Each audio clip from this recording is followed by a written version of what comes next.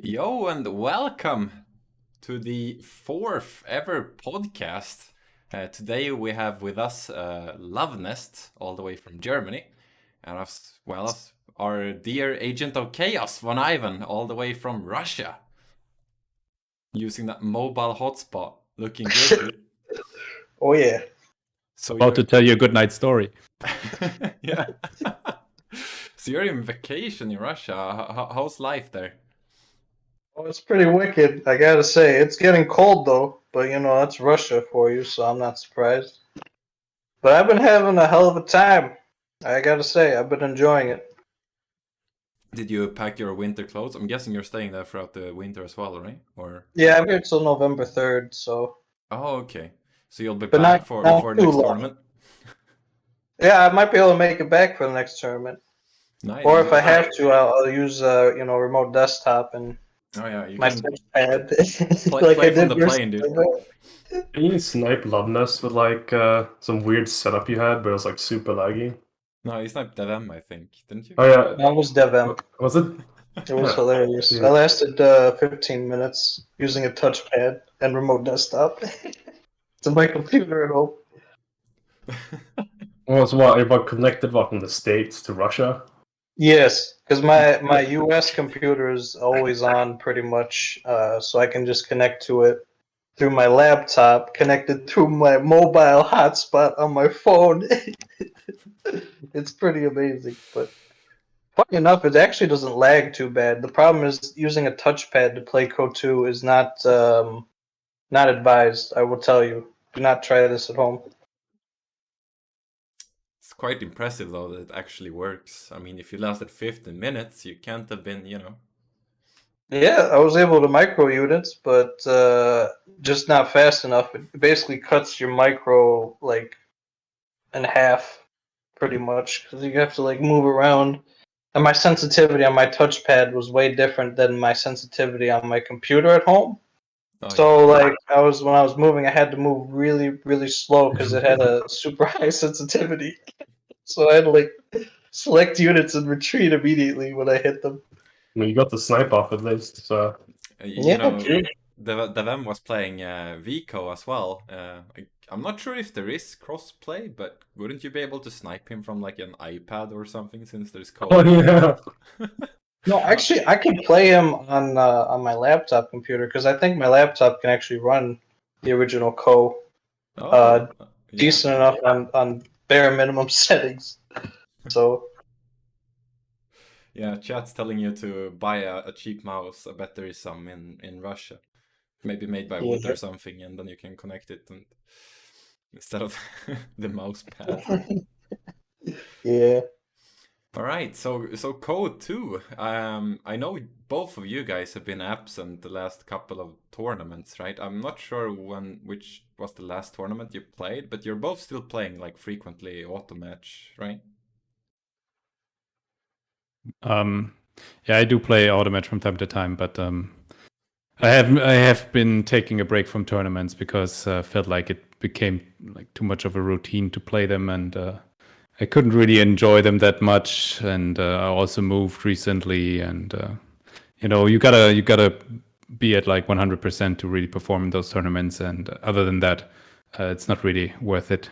And also, like after all these years of playing CoH2, I kind of lost my drive to compete in these tournaments, so there's also another factor. But yeah, I do enjoy the occasional round of auto match. I gotta say, keeping up with the progression in CoH2, the patches and everything. But yeah, we'll see where we go from here. Yeah, we were talking a bit before firing up the pod here about the recent patches. We were talking about the sniper. What did you think about the sniper nerf in this most recent patch? I don't think that snipers were that much of an issue. The only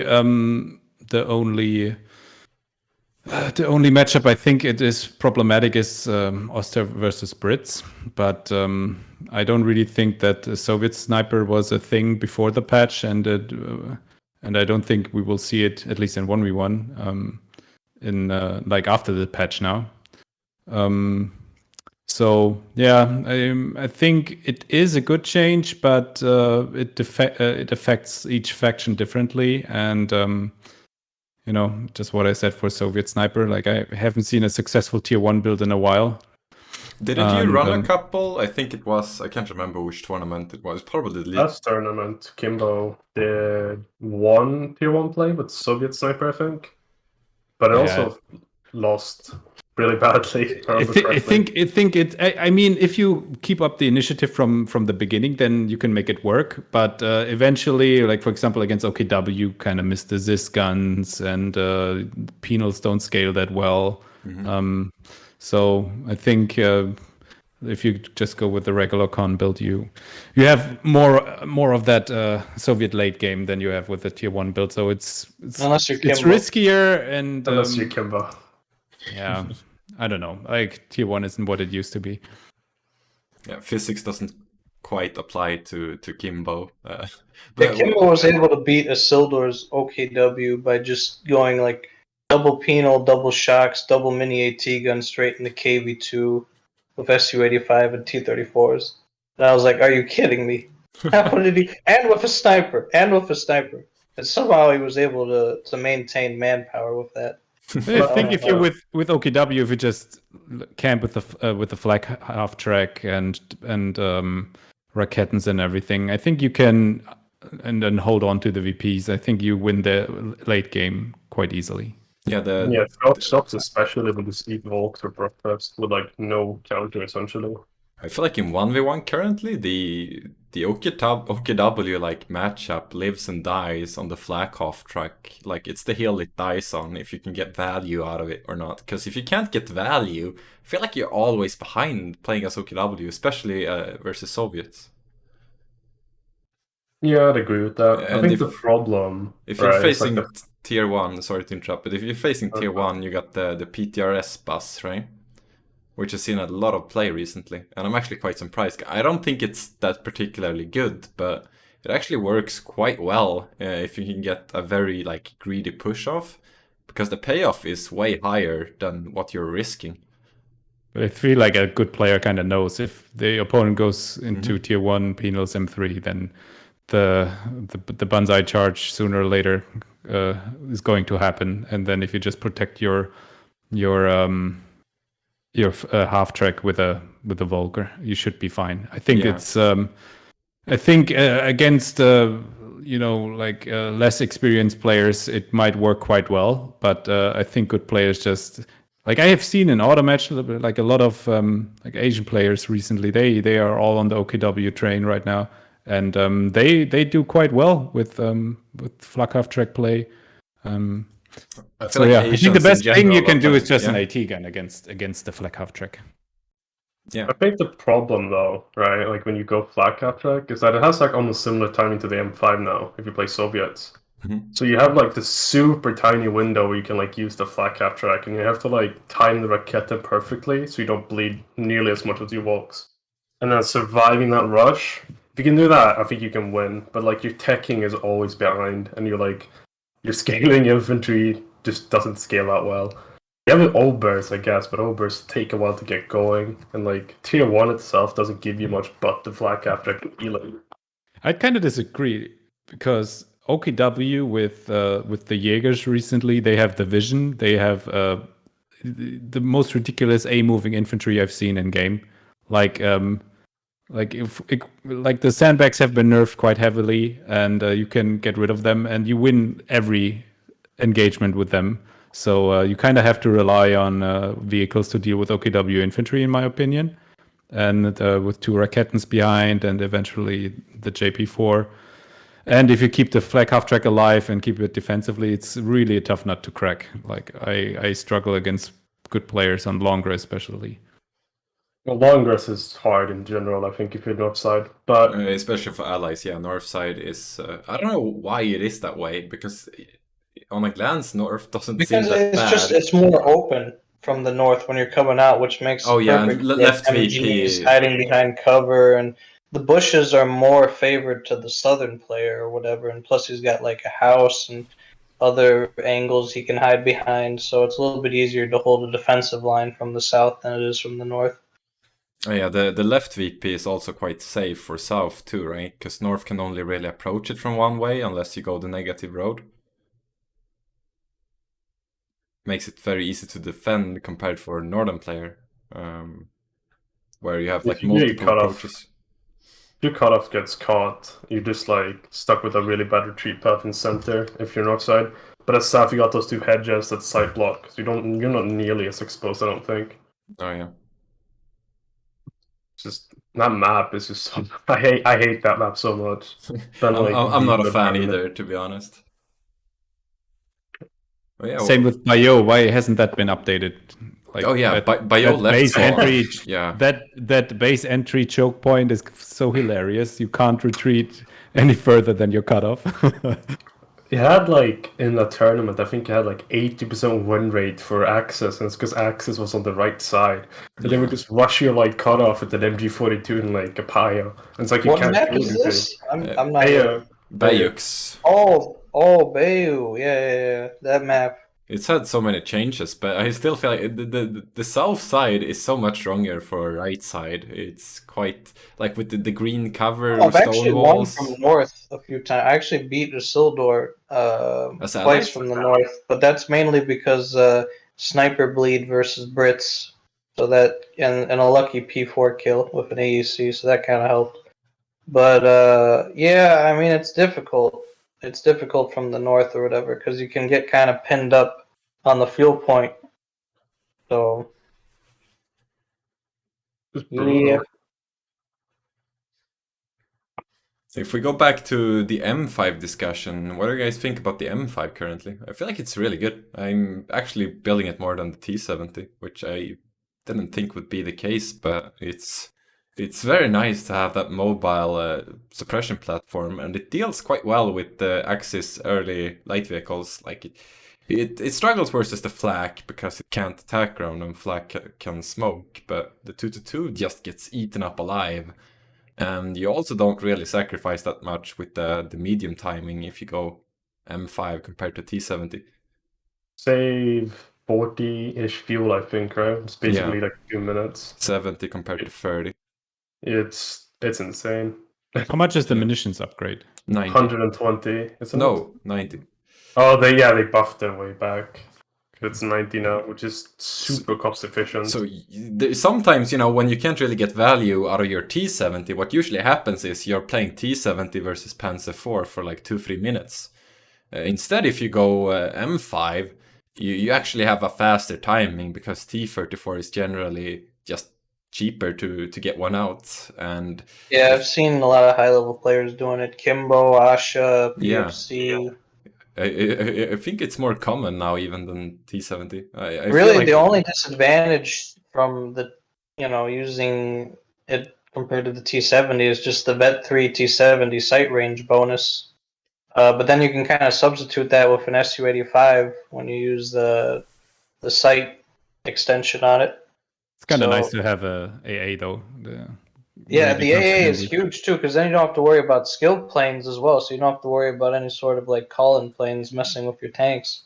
I think it's a 2-hit by AT gun. So yeah, but it has a Vet 1 ability, which is actually insane. It gets like 50% less target size, so it's like unkillable by AT guns because they can't actually connect with the vehicle. Is that a new? No, it's always been there, but I don't know. M5 has always been quite an overlooked vehicle because it's so outshined by T70 in the past, right?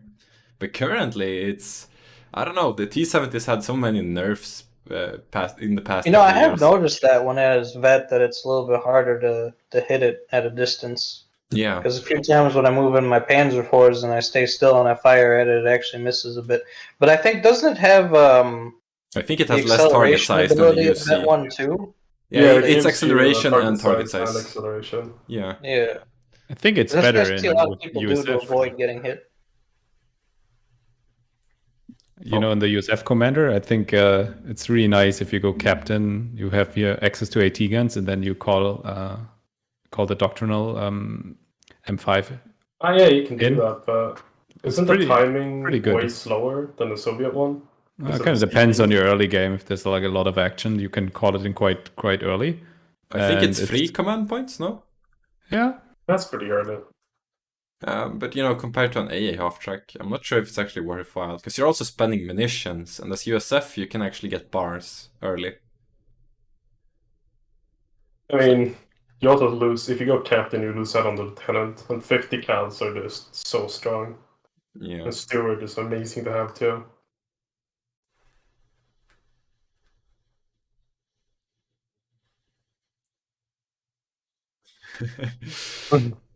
Sorry, I'm sick. Sorry, I was reading chat there for a second. I see Luvnest having some discussions there. This whole operation was a mistake. Yo, Luvnest, I asked you earlier what the thing was behind you, and you said it's a Car 98. Do you mind showing it off to us? Yeah, Oh, yeah, if I don't get banned for it, of course. But this is just a replica. Wait, you can get banned? I'm not sure if showing off firearms say it's and a stuff, toy gun. but it's a replica. Bao does it all the time, so you should be fine, I think. Oh yeah, yeah, Bio does it, so I think it should be okay. So this is basically it. It's a K98. It has the same weight and size as original, but it's it's like all wood here. There's no magazine or anything. But yeah, it's quite a nice replica, and has a good feel to it as well, like the bolt cycling and everything. Do you keep it like on the wall? Yeah, I gotta find a good place for it here. But yeah, you can even pull the trigger, which is quite nice. Looks nice. I stroke it every evening before going to bed, and yeah, we have a very intimate relationship. To summon the RNG gods for CoH2. I'm not gonna lie, I'm sexually attracted to that weapon right now. So no, it's just such an iconic weapon, and I had to own one. Like like on my bucket list, I have to shoot one in like a proper one someday, in a firing range or something. But that thing is just so iconic, a World War II piece. So yeah, decisions. What should one buy? A car or a Car 98? You know, it's a man's gotta decide. no, you can just use the public, metro system or transport system, and get a Car 98 first before you get a car. Oh yeah, and then you can run around with your Car 98 on the subway. That's the nice thing about Europe and Russia, I gotta say, compared to America. The metro system and the public transport system is 10 times better over here than back home. Because back home, everyone has a car. Like, even as a little child, you get a car in America. So isn't that dependent on like where you live? Yeah, like for the most part. I mean, if you live in better. like San Francisco or New York, I guess you got the subway to use and the rail cars. But like 90% of America, if you're outside of the big cities, doesn't really have any transport system. Oh, okay. That means you're basically stuck with a car for the rest of your life, huh? Seems like a pain in the ass. All right. So, are you guys looking forward to CoH3? Of course, been part of it, in the development process. You've been on the insider team, right? Yeah. So I think the NDA has lifted on that part since Relic kind of did that community video, like the 8-minute video they did about the CoH3 development process. So yeah, I've been part of that, and like on and off, of course. Like it's quite a lot of work, staying like up to date throughout the several years now since 2017. But yeah, I'm looking forward to it.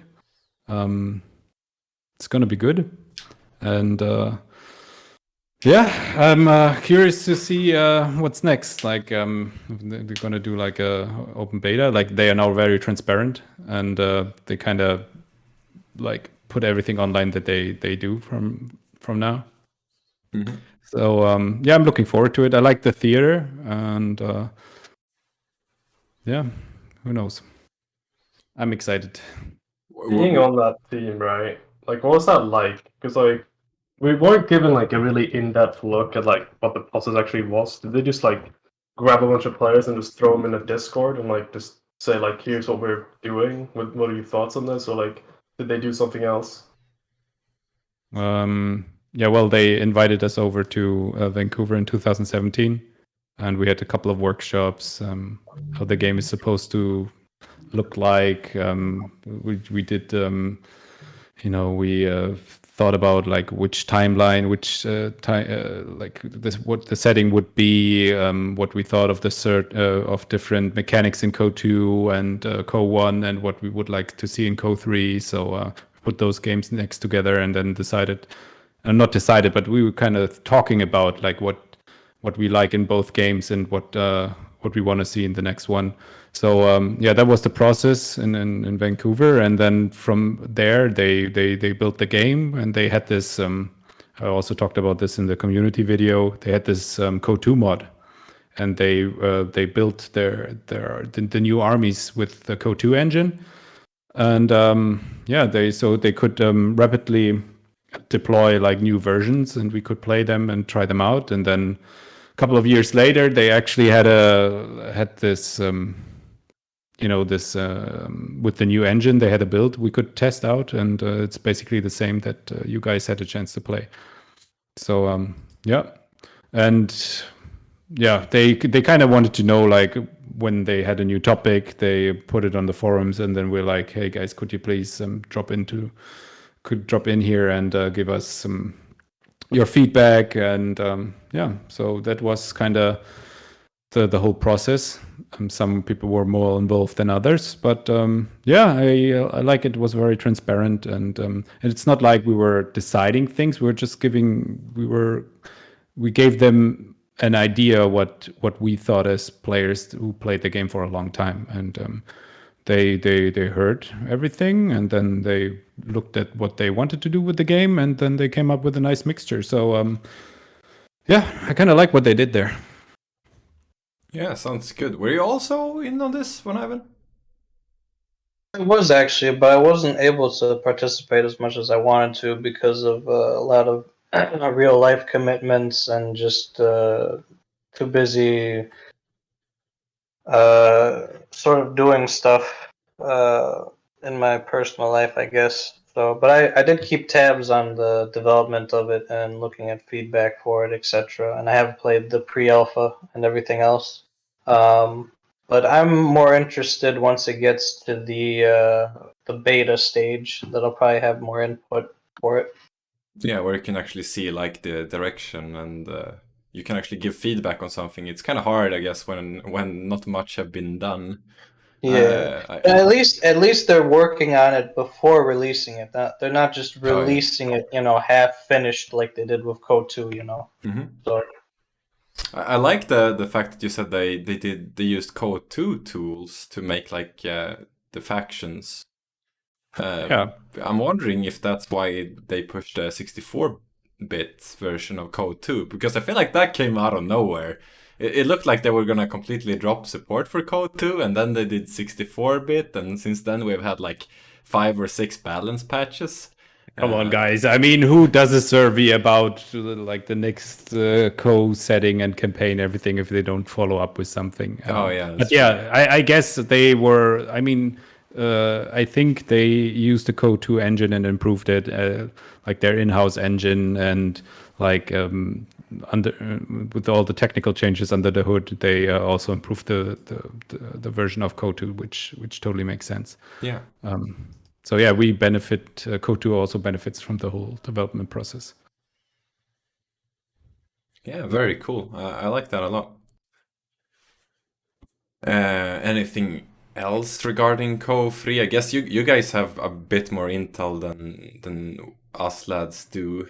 I'm not sure how much you can actually talk about it. Have you actually seen like the skirmish, the multiplayer part? Because the bit that they released, right, was only single player, I think.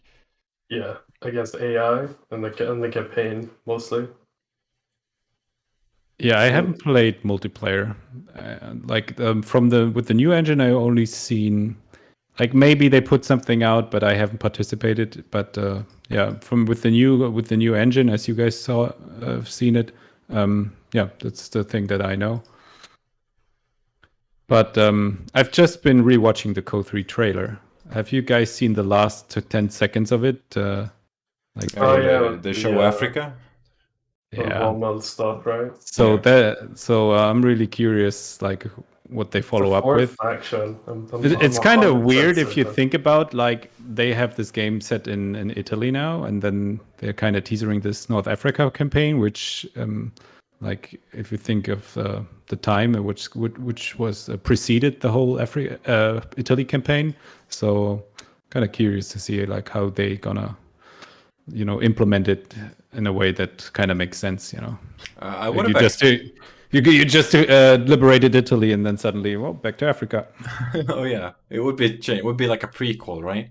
I actually expected them to do Africa as DLC, so I was happily surprised when I saw them including it in the trailer, because that probably means it's going to be there from the get-go, right, from the start, which it definitely should be, in my opinion.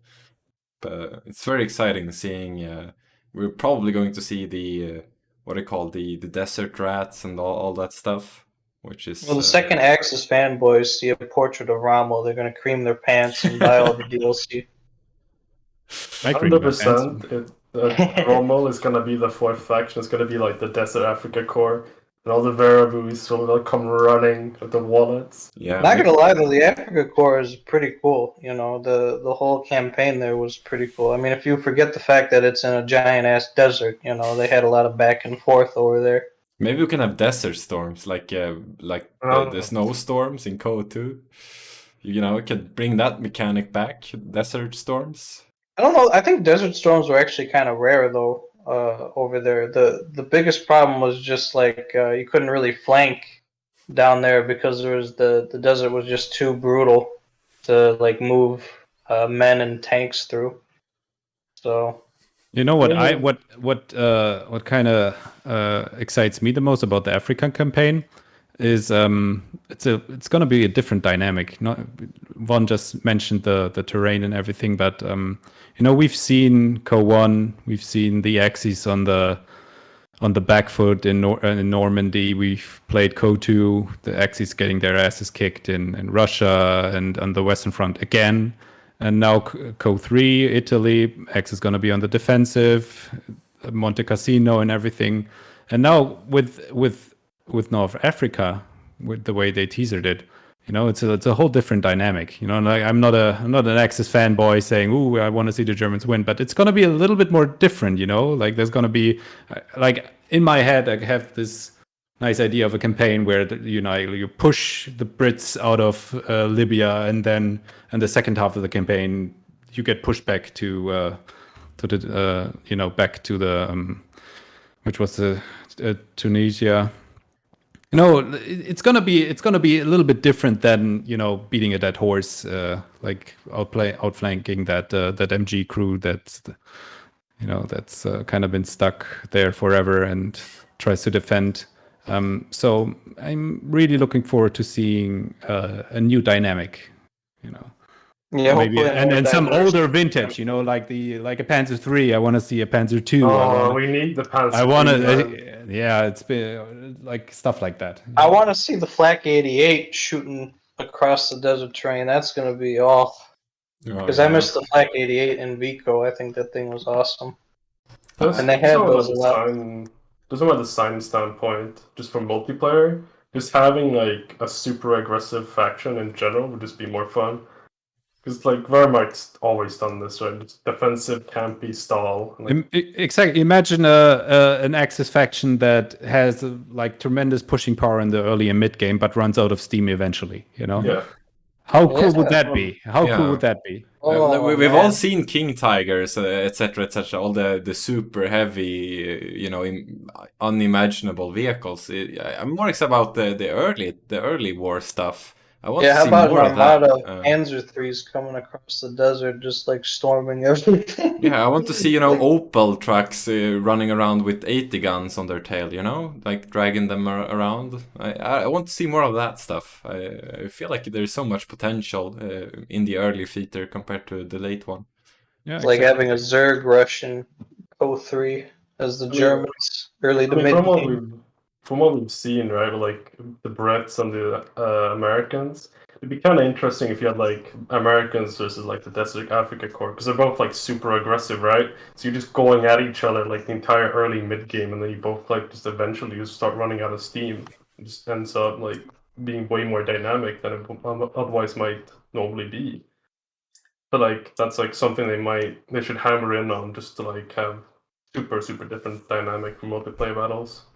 I think they showed a railway gun as well, right? Recently, like a model of it. I don't know about that. Maybe I'm mistaken, but I think they did. You know what I also like about the Africa campaign is like they portrayed like these partisan actions in CoH2. The partisan actions they hinted at it in the CoH3 trailer, and those are also those are stories that are worth telling, of course.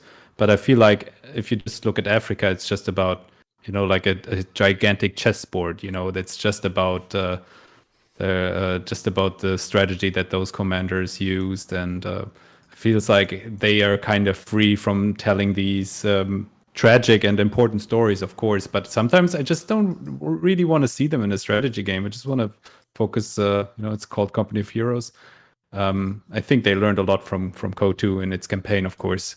But I think that theater just with North Africa just provides a lot of good opportunity to make a perfect campaign.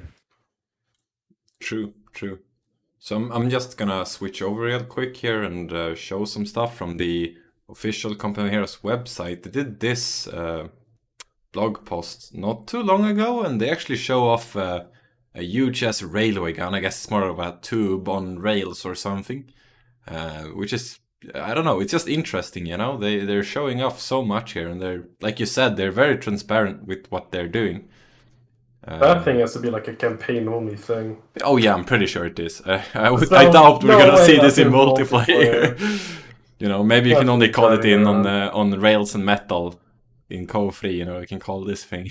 That would be kind of hilarious, but it's cool, I think, and stuff like this is exciting, I think. I mean, there's a lot of stuff they can do. One thing I really liked from playing like the single player stuff was the snipers. Felt a lot better. Like the way they moved was smooth, and it didn't feel nearly as like annoying or oppressive. Because everyone's running around with like these massive squads, they don't become nearly as impactful either. I mean, we had like a decent foundation to like build up CoH3, because I don't think balance will be good on launch. It usually never is. If it's good on launch, then they did a really good job. But normally for these types of games, balance is always going to be chaotic at the start. But as long as you have like a good, solid foundation to build up on, they can always like fix things. They can always improve it, like they did CoH2. I mean, just flip some numbers, right? The issue is when you got factions like the Brits that lack so much of the like fundamentals. So I think as long as they just introduce all the fundamentals, they can always just go back and tweak numbers later. That's always quite easy, right? But as long as they have all the tools necessary, I think.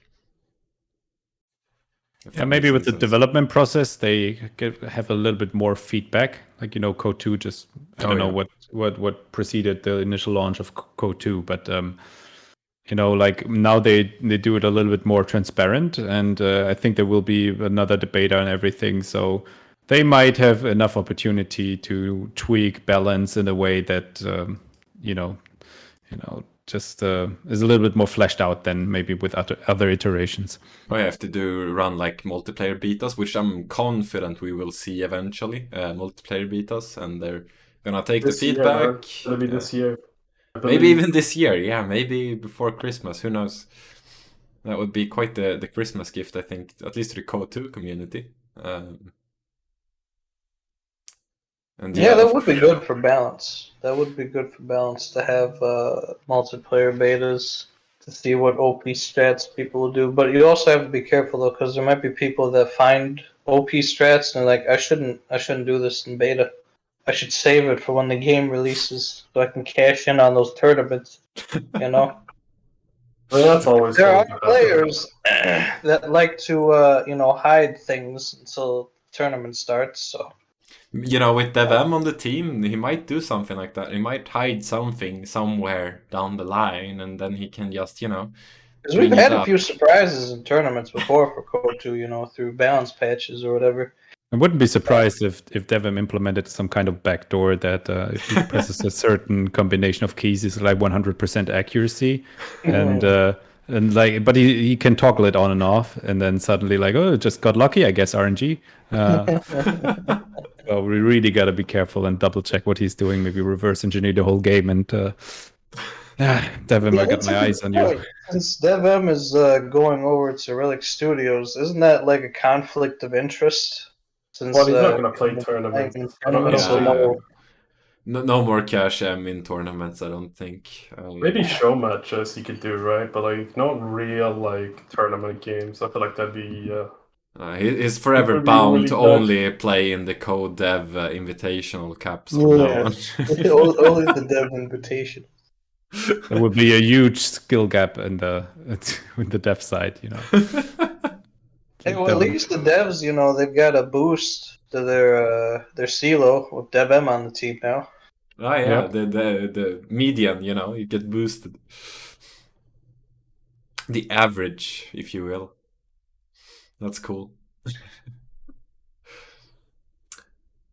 All right, tweaking back to Code 2. You guys got anything else we want to mention here? Let me put up my notes real quick.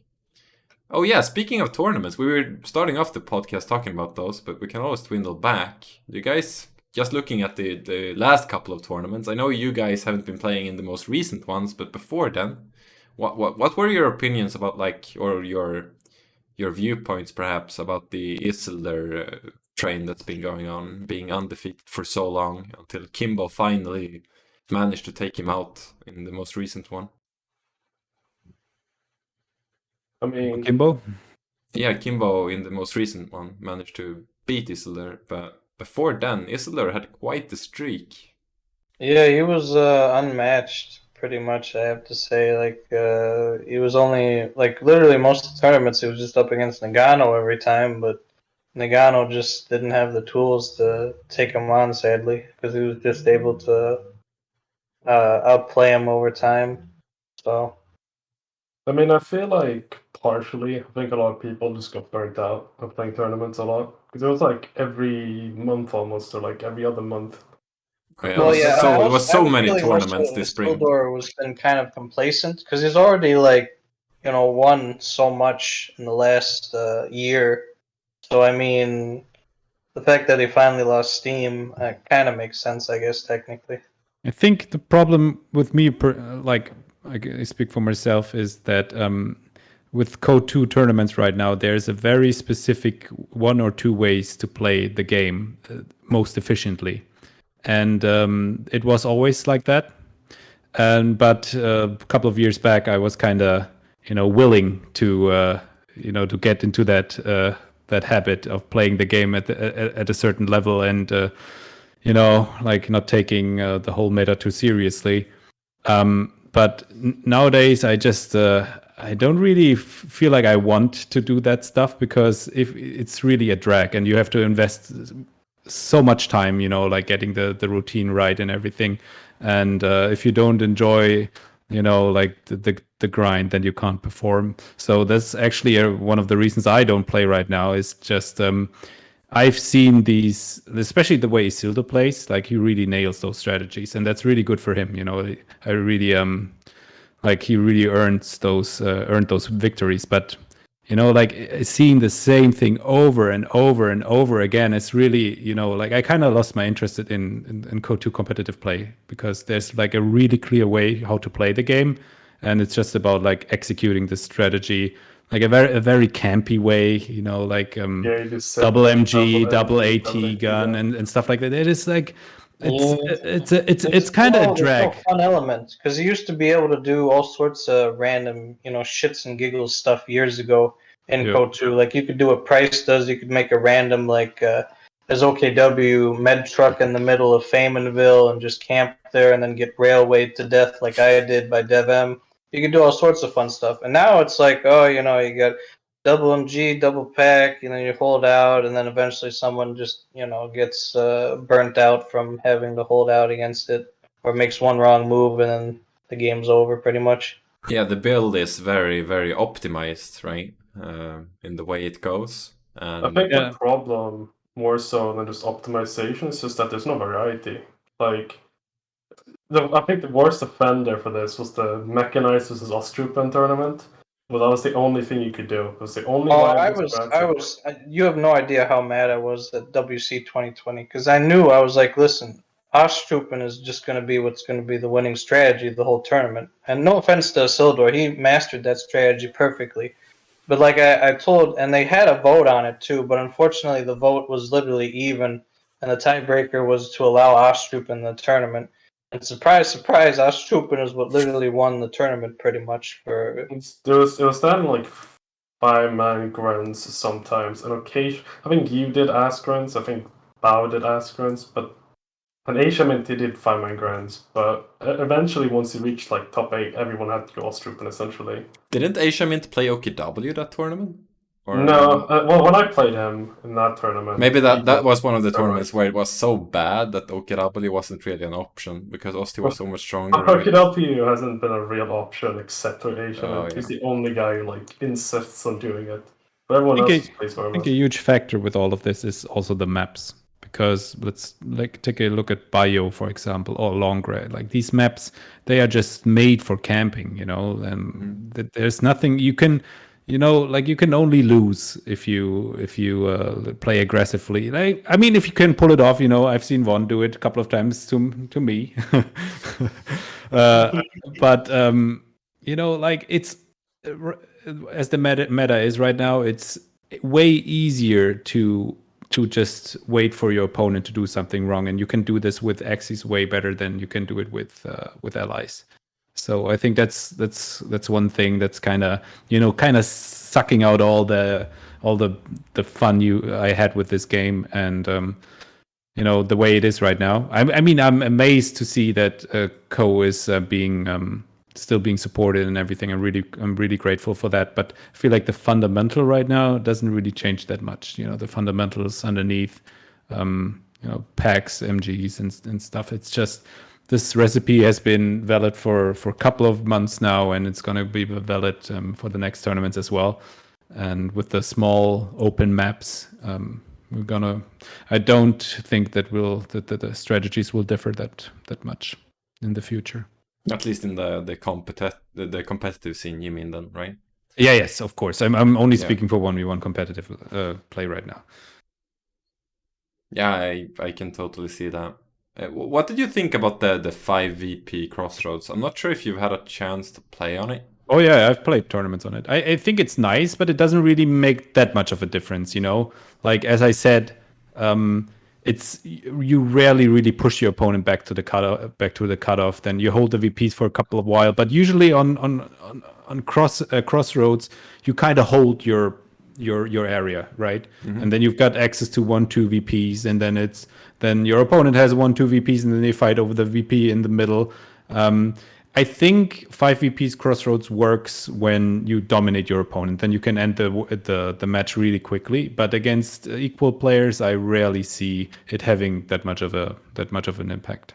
I just know from watching so many games, compared to the 3VP one, players in general seem to play a bit more aggressive on the 5VP version. I'm not sure if it might just be psychological, the fact that there is 5 VPs, so they play slightly differently. Because the timer isn't ticking that much faster if you hold 4 compared to 2 VPs, 4v1 or 2v1. I'm not quite sure about the numbers, but I think they're pretty similar if I remember correctly. But players just seem to be playing the map differently, because usually what happens is, if on the vanilla Crossroads, if one player is ahead, the other player, the opponent, is just going to try to defend his quarter of the map, right? The safe quarter. Yep. But that's not really how the games have been playing out, because if you're dominating on the 5 VP, the opponent usually still tries to break out of it, because you don't want to only be fighting over middle when you have these side engagements that are almost equally important. If that makes any sense. I Yeah, mean, go ahead. you can pressure a lot easier with 5 EP Crossroads. And it helps a little bit, but I think the problem ends up being like you can still hide in your corner of the map, but you just gotta be more like straight, right? Instead of like a fucking rectangle. You just hold a steady front line, and you can hold 2 VPs, and then you can just grind for center if you really want to. But I mean, it's more dynamic, but Crossroads especially is just really, really good for MGs and packs, which makes it kind of tedious and boring to play on. But it just, I feel like the problem like that a lot of the maps and stuff run into in general is just the factions are designed so poorly from the ground up that like no matter like what you do with the maps, you're always gonna end up with like one optimal way to play them almost, just because of how like the fundamental factions are set up. And just Crossroads for USF, for example, it's not playable. I don't think. Can't win.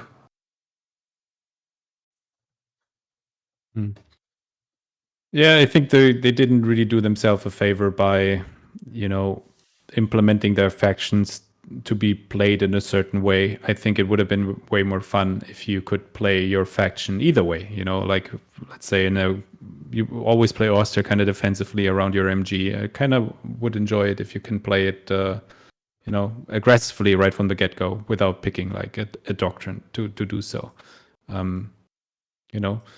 It's like the 5 Grenadier opening we used to see a couple of years back. I remember. Don't quite remember when it was, but it was a while back where you actually skipped machine gun. The best thing that can happen to Auster is that your opponent charges your AT guns and your MGs, and you play a kind of defensively. And if you have a faction built around this, you kind of play it defensively. Like you don't really want to play too aggressively with all those support weapons, and it's kind of how the faction works. And they just do well if they can camp on the map, stuff like that. That's. I just wanted to follow up on what Orangepest said, like the way the factions are built. They kind of favor a certain play style. Oh yeah. I mean, to go back to CoH2 for a little bit, it's Wehrmacht. Like, just looking at it, right? It seems very defensive. I wonder if they're actually gonna try and allow you to like play aggressively from the base level without commanders. Because that's one of the bigger problems CoH's always had, right? Like, you're always forced into a certain dynamic. But if they can actually like pull off, so you can play in essentially however like style you want for CoH3, I feel like it would just help so much for just like the live support and just keeping it alive. So you don't end up with like stale metas because you can always like try something else. Yeah, I think it clashes with the idea, with the army that is, supposed to be on the defensive and hold Monte Cassino, the Gothic line, and stuff like that. Yeah, it's supposed to be relevant to the Italian campaign. That's why they probably seem defensive, because they literally were being defensive the whole campaign. So yeah, but I think why Co has so much potential as well. Like, even though they were defensive in like the campaign or in on the broadside, Co has always been the small skirmishes between like a couple platoons or a couple squads, literally. So it doesn't have to actually, like, the game doesn't have to play the same way the actual campaign did. I know. I would like what Luvnest was saying earlier. I would love to see like an aggressive early to mid game Axis, ability that you could have, where it would be interesting to see that where the allies actually are a bit weaker there, but they scale better into the late game. Because if you had a spicy variety like that, that would make the gameplay and strategy more interesting to watch. Just imagine like North Africa, you got a couple of mobile Axis infantry like on trucks mounted, and they charge in, gather a couple of points, and then set up some 88s, and then knock out a couple of panzers, and then suddenly you lack fuel, you don't get as much resources as your opponent, and then suddenly there are a couple of Crusader tanks swapping in, and like take out your 88s and push you back. That's kind of a little bit of a different thing, but it could also lead to problems. Then we're like, oh, allied late game OP. Yeah. So that has to be balanced out as well. But it would be a new, fresh dynamic. That's kind of what I long for right now. Yeah, I feel what Luvnest is saying, honestly, because we need to have like some interesting gameplay available to you in the game. Because if it's like the same sort of stale stuff that you're seeing currently in CoH2 tournaments, it's not going to be that exciting for people not only playing but for people watching in tournaments. They'll all be like, "Oh, look, it's the same." Like Warble spam into whatever late game. It's resident sleeper stuff. You want to see some really interesting and fun stuff you can do. That's balanced, of course, but because that's kind of what I liked about CoH2 early on. Because while it was a shit show balance wise, at least you could do all sorts of hilarious and funny stuff like snipers in an M3 rushing around the map and like PTRS Pinos going YOLO charge on KTs and sinking them below ice and stuff, and artillery going back and forth. So I must say I'm not like missing that stuff, to be honest, but I can see the appeal of having like different game modes where you can have these a bit more funky and fun game modes where you can do all these things. But the issue with CoH2 is you have the same like balance on the stuff across the board, no matter what game mode it is or if it's campaign. Like the numbers are all same, right? So it doesn't matter if you're playing 1v1 or 4v4 pub stomping or like custom games, the numbers are all the same, the units work the same way. So you can't really get away with the fun stuff without breaking the other side, so to speak. So I'm really excited to see what they're gonna do with CoH3 there, where they might actually, they might have some different game modes, some fun modes as well, like, I don't know, a CoH2 Battle Royale or something, I don't know. Jump on the Battle Royale train, Now that you mentioned different game modes, I kind of want to see less VPs. Like I think 500 VPs are way too much for these games.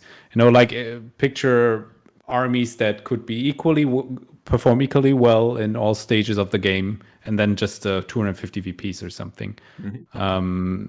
I think that would be much more interesting than you hammer your opponent down to 100 VPs and then he kind of crawls back onto the field, holds 2 VPs, and then he drags out the game for 30 minutes more just to win in the end. I kind of want to see a more fast-paced game. That would really interest me. Doesn't necessarily have to be VPs either. I mean, looking at Age of Empires 4, which is also made by Relic, they are like doing this thing where you have all these different win conditions, and then you can like pick one and try to aim for that victory condition. So in Age of Empires 4, they introduced landmarks as well as sacred sites, which is essentially victory points. But then you can also do, you can build a wonder, and you can win, normal annihilation. So there's like very many different approaches you can take to the game. And I feel like that kind of lacks in CoH2, where you like your options are kill your opponent's units or sit on the map and wait. Yeah, I agree. Multiple win objectives would be kind of cool. Like apart from annihilation and VPs, that would be sweet. That would bring more strategic depth into the whole thing. Oh yeah, it would be just experiment some with it. They could have like.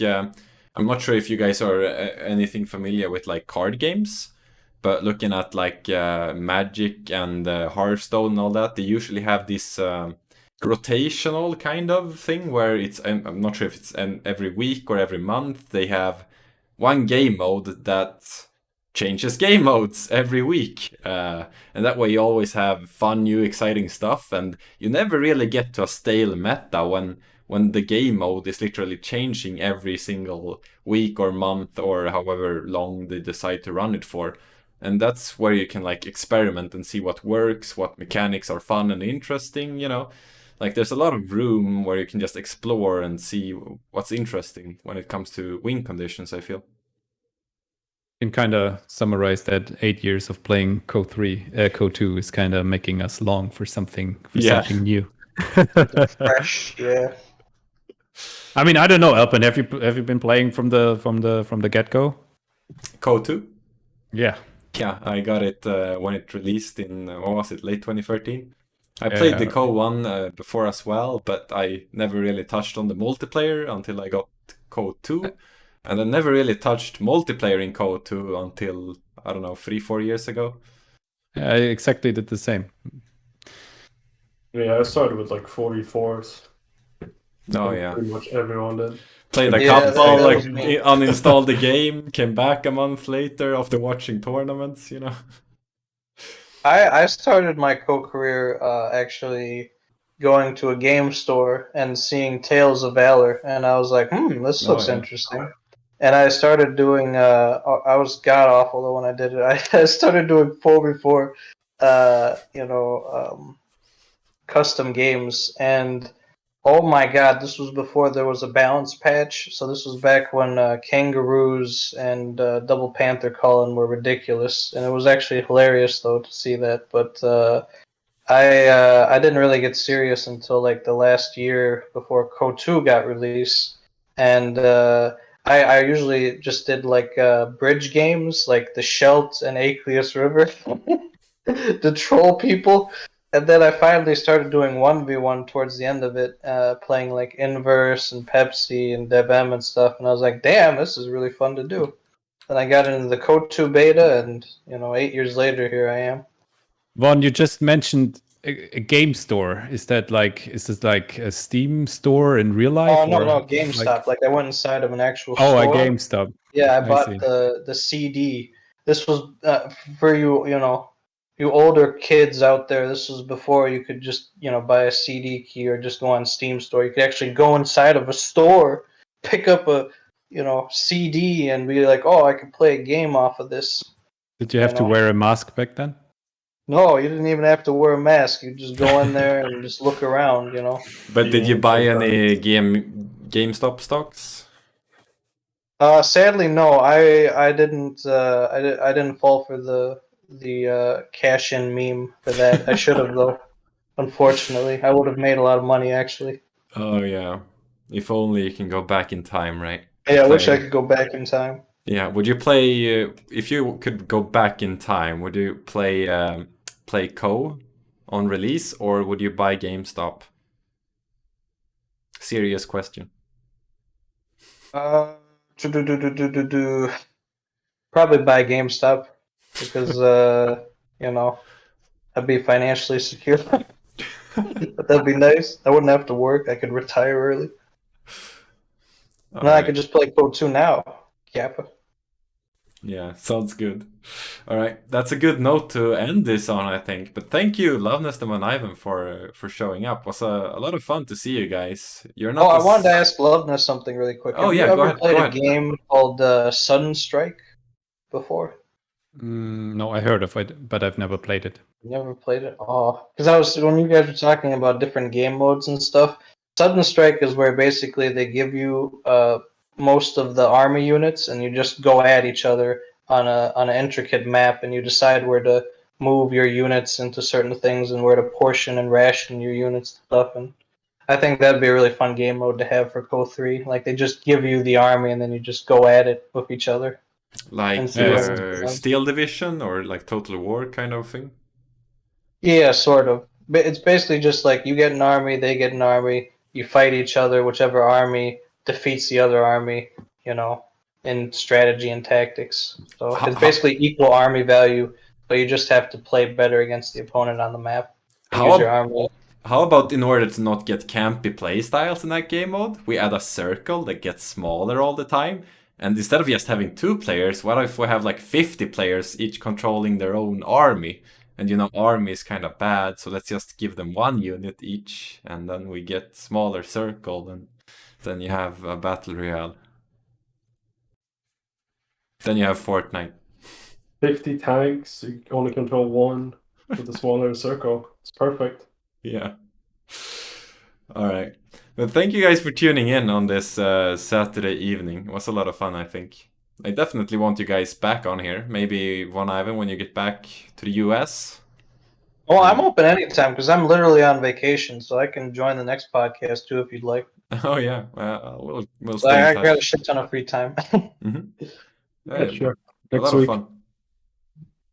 Well, thanks, Elpern, for keeping the CoH2 streaming scene alive. Like I occasionally hop in and join the stream and watch you play. So I thought about getting back into streaming, but to be honest, like with all the other things I mentioned earlier today, I kind of lack the motivation to do these multiple hours of streaming, and also CoH2 auto match can be quite like inconsistent in terms of opponents, but it's good to see that whenever I join CoH2.org, there's Don't worry, I'll make sure to snipe you if you start streaming. I was about to ask, when's the next annual Luvnest Oh stream? yeah. You You know, gotta we do the miss you, one more dude. stream.